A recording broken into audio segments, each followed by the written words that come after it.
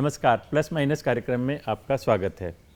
दोस्तों, कोरोना काल के बाद अब फिर दोबारा से ज़िंदगी पटरी पर लौटने लगी है, लेकिन इस दौर की हम उन तस्वीरों को कैसे भूल सकते हैं जिसमें आदिवासी और ग्रामीण मजदूर सैकड़ों किलोमीटर पैदल चलकर या सिर पर गठरी रखकर अपनी माँ को, बहन को, बच्चों को गोद में बिठाकर या ठेले पर बिठाकर गांव में पहुंचा।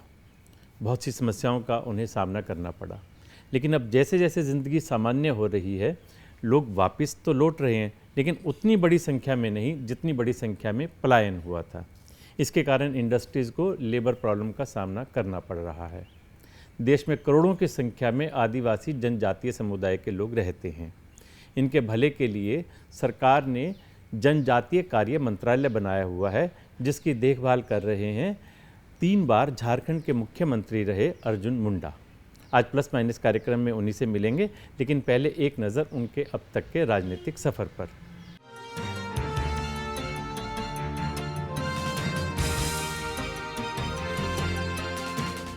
बीजेपी के कद्दावर नेता अर्जुन मुंडा झारखंड के पूर्व मुख्यमंत्री रह चुके हैं। सिर्फ 35 साल की उम्र में 2003 में पहली बार मुख्यमंत्री का पद संभालने वाले अर्जुन मुंडा के नाम देश में सबसे कम उम्र में मुख्यमंत्री बनने का रिकॉर्ड है। उनकी अगर सियासी करियर की बात करें तो इसकी शुरुआत 1980 में हुई। उस वक्त अलग झारखंड आंदोलन का दौर था। अर्जुन मुंडा ने राजनीतिक पारी की शुरुआत झारखंड मुक्ति मोर्चा से की। आंदोलन में सक्रिय रहते हुए अर्जुन मुंडा ने जनजातीय समुदायों और समाज के पिछड़े तबके के उत्थान की तमाम कोशिश की। 1995 में वे झारखंड मुक्ति मोर्चा के उम्मीदवार के रूप में खरसावां विधानसभा निर्वाचन क्षेत्र से जीतकर बिहार विधानसभा पहुंचे, लेकिन सन 2000 में झारखंड विधानसभा चुनाव से पहले उन्होंने बीजेपी का दामन थाम लिया और बतौर बीजेपी प्रत्याशी 2000 और 2005 के चुनावों में खरसावां से जीत हासिल की। वर्ष 2000 में अलग झारखंड राज्य का गठन होने के बाद अर्जुन मुंडा बाबूलाल मरांडी के कैबिनेट में समाज कल्याण मंत्री भी बनाए गए। एक मजबूत नेता के रूप में पहचान बना चुके अर्जुन मुंडा पर बीजेपी आलाकमान की नजर गई और 18 मार्च 2003 को अर्जुन मुंडा ने झारखंड के दूसरे मुख्यमंत्री के रूप में शपथ ली। उसके बाद 12 मार्च 2005 को उन्होंने एक बार फिर से मुख्यमंत्री पद की शपथ ली, लेकिन निर्दलियों के समर्थन नहीं जुटा पाने के कारण उन्हें त्यागपत्र देना पड़ा। इसके बाद मुंडा झारखंड विधानसभा में नेता प्रतिपक्ष की भूमिका भी बखूबी निभाते रहे। आज वे बीजेपी के दमदार और भरोसेमंद नेताओं में से एक हैं। यही वजह है कि उनकी खूबियों को देखते हुए पार्टी ने उन्हें राष्ट्रीय महासचिव की जिम्मेदारी भी दी है। प्लस माइनस के लिए अर्जुन मुंडा से खास बातचीत की साधना ग्रुप के सीएमडी राकेश गुप्ता ने। अर्जुन मुंडा जी, आपका प्लस माइनस कार्यक्रम में स्वागत है। बहुत धन्यवाद। आप भारतीय जनता पार्टी का आदिवासी चेहरा हैं और 3 बार झारखंड के मुख्यमंत्री भी रह चुके हैं। जब हम आदिवासी की बात करते हैं तो हमारे जहन में एक तस्वीर उभरती है ऐसे व्यक्ति की जो जल, जंगल और ज़मीन के साथ जुड़ा रहना चाहता है, जो अपनी परंपराओं से हटना नहीं चाहता, अपनी पहचान को बनाए रखना चाहता है। जब हम इस तरह की विचारधारा लेकर के चलते हैं तो आपको नहीं लगता कि कहीं ना कहीं हम उनको राष्ट्र की मुख्य धारा से नहीं जोड़ पाएंगे? आप देखिए, वैज्ञानिक दृष्टि से तो आपको ये लगेगा कि एक दृष्टि से आप ये कह सकते हैं कि वो मुख्य धारा से जुड़ा हुआ नहीं है, लेकिन एक दृष्टि से आप देखेंगे वो मुख्य धारा से हटा नहीं है, क्योंकि सामाजिक प्राणी के नाते जो मूल कुछ बातें होती है उसमें एक है कि आपके हैप्पीनेस इंडेक्स को आप कैसे बरकरार रखते हैं। दुनिया तेज़ी से भाग रही है, इसमें कोई दो मत नहीं है। विज्ञान बहुत तेज़ी से आगे बढ़ रहा है, इसमें भी कोई दो मत नहीं है। लेकिन जीवन के जो कुछ महत्वपूर्ण पक्ष होते हैं वो इसमें विलीन भी हो जाते हैं, खो जाते हैं। जनजातीय समाज, आदिवासी समाज उसको खो करके कोई चीज़ प्राप्त नहीं करना चाहता है। बस इतनी ही अंतर है। नए नए चीज़ों का आविष्कार करते हैं, नए नए चीज़ों को देखते हैं, नए नए चीज़ों का बाजार करते हैं, तो उससे थोड़ा वो हट के रहना चाहता है। ये बात सही है। आपने ठीक कहा कि प्रकृति से जुड़े रहना चाहिए, और ख़ासतौर से कोरोना काल में तो हमने देखा कि कैसे हम प्रकृति के नज़दीक पहुँचे और जो भी समस्याएं आई थी और जो प्रकृति के ज़्यादा नज़दीक थे उन्हें कम झेलना पड़ा। लेकिन अगर हम देखें कि जो रोजी रोटी की तलाश में या नौकरी के लिए जो आदिवासियों को शहरों में आना पड़ता है, यदि हम उन्हें वहीं पर रोजगार मुहैया करा सकें, यदि सरकारी योजनाओं का लाभ वहां तक पहुंच सके, यदि वन्य उत्पादों की उनको ठीक मूल्य मिल जाए, तो शायद हम इस पलायन को रोक सकेंगे और शहरों पर जो आबादी का बोझ बढ़ता जाता है उसको हम रोकने में कहीं कामयाब हो सकेंगे। देखिए, यही बात इस समय माननीय प्रधानमंत्री जी का बहुत ज़्यादा इस पर जोर है और ये हम सब भी इस पर बहुत परिश्रम कर रहे हैं, ध्यान में रख करके कि पलायनवादी संस्कृति से हमें बचना चाहिए और इस बात का ध्यान रखना चाहिए कि हमारे पास जो संसाधन है उस संसाधन का उपयोग हम अधिक से अधिक कैसे कर सकते हैं। यदि आप आत्मनिर्भर के पूरे संकल्प को प्रधानमंत्री जी का देखिएगा कि आत्मनिर्भर भारत बनना चाहिए, तो आत्मनिर्भर भारत के पीछे का मंशा यही है, उद्देश्य यही है कि ग्राम्य जीवन उन चीज़ों को अच्छे ढंग से समझते हुए कैसे जोड़े ताकि अर्थव्यवस्था भी मजबूत हो, जीवन यापन ही नहीं बल्कि एक खुशहाली का वातावरण बने और पर्यावरण के साथ मिलकर के हम रहें। वनोपज की तभी बात हो सकती है ना जब जंगल हो, तो जंगल की रक्षा आदिकाल से जिन लोगों ने किया है उसकी उपज का मालिकाना हक उन्हीं के पास में होना चाहिए।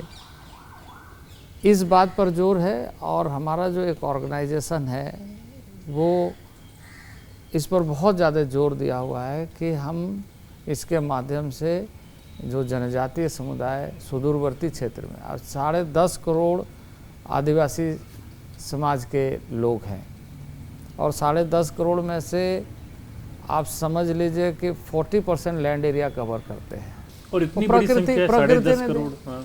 तो यदि जनजातीय समाज की बात करें तो उससे पिछले 70 वर्षों में जोड़ा नहीं जा सका। इतने मिनरल्स निकल गए, इतने मिनरल्स निकाले गए, पर वो समाज उससे अछूता रहा। उन्हें इस बात का लालच भी नहीं है, उस पर मोह भी नहीं है। आज यदि आज की बात करें तो माननीय प्रधानमंत्री जी ने इस बात को समझ करके एक बहुत बड़ा विज़न देखा है और हम एक एकलव्य मॉडल स्कूल के नाम से नवोदय की तरह हर ब्लॉक लेवल में एक, जिसका अभी आपने देखा कि माननीय वित्त मंत्री ने भाषण में अपना उद्गार व्यक्त करते हुए भाषण के माध्यम से इस बार का जो बजट है सर्वव्यापी है, बजट पर पूरे देश के लोगों ने उसका स्वागत किया। तो जनजातीय समाज के लिए शिक्षा पर जो जोर दिया गया और एस्पिरेशनल डिस्ट्रिक्ट्स के नाम से जो जनजातीय क्षेत्रों में होने वाले आधारभूत संरचना के बारे में कहा गया है, तो ये मैं समझता हूँ कि ये पहली बार हुआ है और इस तरह के कार्यों से मुझे लगता है कि 5 साल के बाद इसका रिजल्ट बहुत ही पॉजिटिव आएगा, क्योंकि यह 3 साल का प्रोजेक्ट है और सभी ब्लॉक लेवल में इंस्टीट्यूशन खड़े हो जाएंगे, बच्चे विद्यार्थी आ जाएंगे, छात्र छात्राएं आ जाएंगे। तो अभूतपूर्व क्रांति शिक्षा के क्षेत्र में जनजातीय समाज के बीच में होगा। मुंडा जी, आदिवासी लोगों की एक बहुत बड़ी समस्या है कि उनका जो वन्य उत्पाद है उसका उनको पूरा मूल्य नहीं मिल पाता। आजकल जैसे किसान आंदोलन भी चल रहा है और एमएसपी न्यूनतम समर्थन मूल्य की बात हम करते हैं, तो वन्य उत्पादनों के लिए भी आपने कुछ एमएसपी फिक्स किया है? देखिए, पहले कुछ चीज़ों के बारे में ट्राइफेड के माध्यम से हमारा मंत्रालय ऐसे एमएसपी तय किया था। कुछ 15 ऐसे वस्तुएं वनोपज थे जिसके मामले में, लेकिन अभी हमने 50 को चिन्हित किया और उस पर एमएसपी तय किया और राज्यों को राशि आवंटित कर दिया कि आप उसको परचेज करिए और ट्राइफेड उसका मार्केटिंग करेगा। तो ट्राइफेड एक सहकारिता संगठन है जिसमें हर राज्य के सहकारी संगठन, जनजातीय सहकारी संगठन के सदस्य उसमें हैं और उसके साथ मिलकर के ये काम बहुत अच्छे ढंग से किया जा रहा है। पर अभी और हमें बहुत सारा काम करना है। एमएसपी के माध्यम से राज्यों की विशेष भूमिका है कि जो हमारे जनजातीय भाई हैं, आदिवासी भाई हैं या आदिवासी बहनें हैं जो जंगल के ऐसे चीज़ों को वनोपज जिसका डिमांड बहुत है उसको कलेक्ट करते हैं, जो गैदरर है उसको सही ढंग से सही मूल्य सही समय पर मिले। तो राज्यों की भी भूमिका बहुत ज़्यादा है, पर हम लगातार कोऑर्डिनेशन करते रहते हैं और कोऑर्डिनेटेड वे में कैसे हो ये सुनिश्चित करने का काम कर रहे हैं। मुंडा जी, आदिवासियों की एक और बहुत बड़ी समस्या होती है लैंड एक्विजिशन को लेकर के। बड़े बड़े इंडस्ट्रीज़ लगाने के लिए या मकान बनाने के लिए या माइनिंग के नाम पर उनकी लैंड को एक्वायर कर लेती है गवर्नमेंट, लेकिन उनको मुआवजा बहुत ही कम राशि का मिलता है। पीढ़ी दर पीढ़ी चलते आ रही है, लेकिन जब उनकी ज़मीन एक्वायर हो जाती है तो बेचारे वो सड़क पर आ जाते हैं। देखिए, मैं जब 2009 में मेंबर ऑफ पार्लियामेंट था तो 2009 में मैं एक बार ऐसे ही पार्लियामेंट में अपने उद्गार व्यक्त किया, क्योंकि मैं चीफ मिनिस्टर भी रहा, चीफ मिनिस्टर के नाते बहुत सारा काम किया और मुझे उस बात का अनुभव है कि 3 बार मुख्यमंत्री रहे और 35 वर्ष की आयु में मुख्यमंत्री रियल प्रॉब्लम्स कहाँ हैं। तो मैंने कहा इस बात को, देखिए जो लैंड एक्विजिशन होती है, अभी तो एक व्यवस्था उसमें ग्राम सभा की है, पर उस ग्राम सभा में भी अभी फर्जियां बहुत हो रही है। बहुत सारे ऐसे कंपनी के लोग हैं जो मिडिल मैन के माध्यम से ग्राम सभा की फॉर्मेलिटी पूरा करवाते हैं और जो ग्राम सभा का वास्तविक सदस्य है वो उसमें नहीं रहते। चूँकि उस पर वेटिंग करने का कार्य ऐसे लोगों का रहता है जो उनसे मिले रहते हैं, इसलिए वास्तविक ढंग से ग्राम सभा के माध्यम से उनकी बातों को सुनवाई करते हुए जो चीज़ें होनी चाहिए वो कई बार नहीं हो पाती है और ऐसी सूचनाएं हमें मिलती है। अभी हम इस पर जोर दे रहे हैं कि वास्तविक ग्राम सभा हो और ग्राम सभा को पूरी बातें समझ में आनी चाहिए, उसको कन्विंस करते हुए उनके कंसल्ट से, उनके सहमति से सारी चीज़ें बेहतर ढंग से हो ताकि वो उसमें पार्टिसिपेट कर सके, उसकी भागीदारी होनी चाहिए। कोर्डियल तरीके से चीज़ें हो, बलात् तरीके से चीज़ें ना हो। लैंड एक्विजिशन में जो दर का निर्धारण होता है वो वास्तविक दर निर्धारण होना चाहिए और ये ध्यान में रखा जाना चाहिए कि लैंड के बदले लैंड भी उसको कैसे मिले और साथ ही साथ ये भी होना चाहिए कि इतना मूल्य मिले जिससे उन्हें यह ना हो कि हमें ठगा गया।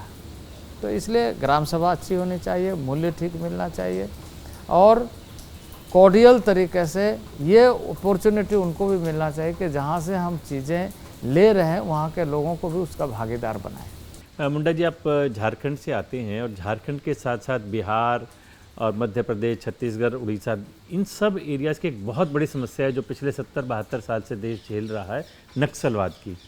उसके कारण से खासकर हमारे आदिवासी भाइयों को उनको बहुत ज़्यादा झेलना पड़ता है। इसको कंट्रोल करने के लिए अभी तक क्या कुछ किया गया? देखिए, अभी तो पहले के तुलना में नक्सलवाद में काफ़ी कमी आई है और उस कमी के लिए निश्चित रूप से मैं कहूँगा कि सरकार ने एक होलिस्टिक अप्रोच के साथ भारत सरकार ने कार्य प्रारंभ किया है, लोगों का विश्वास बढ़ा है और विकासात्मक कार्यों में अब लोग बहुत तेज़ी के साथ जुड़ रहे हैं। लेकिन इसके बावजूद कुछ लोग अपनी बातों को अपने ढंग से कह करके कोशिश करते हैं। देखिए, लोकतंत्र का कोई दूसरा विकल्प नहीं है। अब लोकतंत्र में और बेहतर क्या हो सकता है, इसके बारे में लगातार हमारा मंच बना हुआ है, हमारी व्यवस्था बनी हुई है। हम पार्लियामेंट के माध्यम से ऐसे संवैधानिक संस्थाओं के माध्यम से अपनी बातों को रखते हुए उसका समाधान ढूंढ सकते हैं। इसके पीछे ऐसे तत्व तो अधिक हैं जो एक तो ट्राइबल नहीं है, ट्राइबल को इस्तेमाल करने का काम करते हैं और वो इससे उनको मतलब नहीं कि ट्राइबल एरिया, ट्राइबल का क्या डेवलपमेंट हो, बल्कि एक अराजक माहौल पैदा करके निजी स्वार्थ को पूरा करने का प्रयत्न ज़्यादा होता है, ज़्यादा करते हैं। तो मैं ऐसे भाइयों से भी कहूँगा कि आप इस बात का ज़रूर ध्यान रखें कि आपकी आयु भर की भारत नहीं है, ये आदि और अनंत तक है। यदि हम पुराने इतिहासों को देखें तो कई शासकों के दौर से भारत गुजरा है। आज लोकतांत्रिक मूल्यों के साथ देश आगे बढ़ रहा है। हम इस मूल्य को सशक्त बना करके आने वाले पीढ़ियों को एक बेहतर अपॉर्चुनिटी कैसे दे सकते हैं, अवसर कैसे दे सकते हैं, इसके लिए हमें प्रयत्न करना चाहिए। मुंडा जी, अब कोरोना काल लगभग समाप्ति पर है, लेकिन हम उस तस्वीर को नहीं भूल सकते जिसमें आदिवासी शहरों से गांवों की ओर पलायन करके गए, जिसमें कोई अपनी बूढ़ी माँ को या किसी बच्चे को गोद में उठाकर लेकर जा रहा था, सिर पर गठरी सामान के लेकर के जा रहा था। उनके लिए इस दौर में आप लोगों ने क्या कुछ किया? देखिए वो तो ऐसा है कि देश को बचाने के लिए माननीय प्रधानमंत्री ने अपने दृढ़ संकल्प, इच्छा शक्ति के माध्यम से कैसे हम देशवासियों को बचाएं, एक उदाहरण दुनिया के सामने प्रस्तुत किया। और उस लॉकडाउन के दौरान एक अफरा तफरी का माहौल ज़रूर बना, क्योंकि लोगों में दहशत हो गई कि हम अपना गांव जाएंगे, अपना गांव जाएंगे। वस्तुतः होना यह चाहिए था कि जो जहां है वहीं रहना चाहिए और उसकी अच्छी व्यवस्था होना चाहिए। आपको खुशी होगी कि हम यहाँ से 16,000 लोगों को व्यवस्थित ढंग से अपने अपने स्थानों में बने रहे, चिंता ना करें, परिवार तक संवाद कैसे पहुँचे, और लगातार उनके जो भी कुछ कठिनाई होती थी उसका हम ध्यान रखते थे। लेकिन बहुत लोगों की व्याकुलता थी कि नहीं, हम अपना गांव जाएंगे। तो इस वजह से लोग कहीं पैदल निकले, कहीं गाड़ी वगैरह तो चल नहीं रही थी, ट्रेन के पटरी के किनारे चल दिए। तो इससे बहुत कठिनाई हुई। पर मैं ये कहूँगा, इन कठिनाइयों के बाद भी लोगों के मन में इस बात का दुख नहीं है कि हमें कठिनाई हुई, बल्कि इस बात की खुशी है कि एक ऐसी इच्छा शक्ति का माननीय प्रधानमंत्री का एक संकल्प दिखाई दिया कि हमें अपने देश और देशवासियों को बचाना है। और आज आपके सामने इसका उदाहरण है कि दुनिया में कई विकसित राष्ट्र उलझ गए, भारत इससे निकल रहा है। और जैसे आपने कहा कि अब बहुत कम बच गया है, केसेस बहुत घट गए हैं, तो इसके पीछे का कारण जो यह है कि ठोस उपाय करने के लिए जो निर्णय लिए गए वो बहुत अच्छा था। मुंडा जी, आप केंद्र से जो भी योजनाएं बनाते हैं, अल्टीमेटली उसका इम्प्लीमेंटेशन राज्य सरकारों को करना होता है। आपको किस प्रकार का सहयोग मिलता है, खासकर जो नॉन बीजेपी रन स्टेट्स हैं, जहां से आप खुद आते हैं, झारखंड, वहां भी आपको इन योजनाओं को लागू कराने में कितनी समस्याओं को झेलना पड़ता है? देखिए, ये फेडरल स्ट्रक्चर है, गणतांत्रिक व्यवस्था है, और इस गणतांत्रिक व्यवस्था में राज्यों की बहुत बड़ी भूमिका है। क्योंकि चाहे भारत सरकार हो या राज्य सरकार, दोनों का उद्देश्य वही जन है, वहाँ तक पहुँचाना है।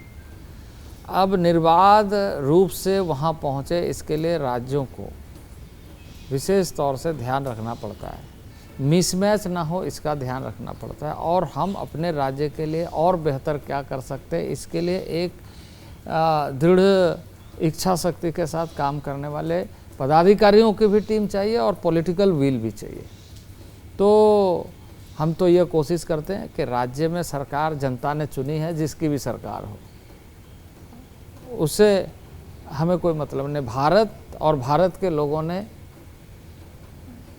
भारतीय जनता पार्टी को आदरणीय नरेंद्र भाई मोदी के नेतृत्व में चुना है, इसलिए पूरे भारत का संपूर्ण विकास हो, इस दृष्टि से हमारा जो दायित्व है जनजातीय क्षेत्रों का कार्य करने का, उस कार्य को सभी सरकारों के साथ मिलकर के हम कैसे कर सकते हैं, ये हम कोशिश करते हैं। अब वो सरकार किसकी है, इस बात के पीछे हम नहीं जाते हैं। हम इस बात के पीछे जाते हैं कि उस राज्य में हमारा कार्यक्रम, भारत सरकार का हो या राज्य सरकार, वो जो जन है, जनता है, वो जो आदिवासी भाई है, आदिवासी बहनें हैं, आदिवासी समाज है, उस तक कैसे पहुंचेगा। तो इस नाते पर्याप्त मात्रा में हम कोशिश करते हैं कि राज्य उसका लाभ ले, और हम कहीं भी कोई धीमा होता है तो हम कहते हैं कि भाई आप इसमें और कैसे ज़्यादा कर सकते हैं, और हमसे क्या आपको अपेक्षा है, क्या हम और आपके लिए कर सकते हैं, ये एक पॉजिटिव एनर्जी के साथ काम करते हैं। मुंडा जी, अक्सर राष्ट्रीय स्वयंसेवक संघ या विश्व हिंदू परिषद की ओर से एक आरोप लगाया जाता है कि आदिवासी क्षेत्रों में क्रिश्चियन मिशनरीज काम करती हैं सेवा के नाम पर, शिक्षा के नाम पर या स्वास्थ्य के नाम पर, और बाद में अल्टीमेटली उनके गले में क्रॉस लटका दिया जाता है। क्या कहेंगे आप? देखिए, मैं इसमें इतना ही कहूँगा कि आदिवासी समाज को इस बात का ध्यान रखना चाहिए कि कौन हमारे लिए क्या कर रहा है। प्रलोभन और प्रलोभन के माध्यम से इस तरह की चीज़ें ना हो, आदिवासी समाज को स्वयं में जागरूक होकर के काम करना चाहिए। अब सवाल ये है कि यह देश, यदि हम ये कहें कि कौन किस पर बिलीव करता है, ये स्वतंत्र है, लेकिन अपनी संस्कृति पर हर आदमी को गर्व होना चाहिए कि हमारी ये संस्कृति है, हमारी ये परंपरा है और हम अपने परंपरा के आधार पर आदि काल से अनंत काल तक रहेंगे।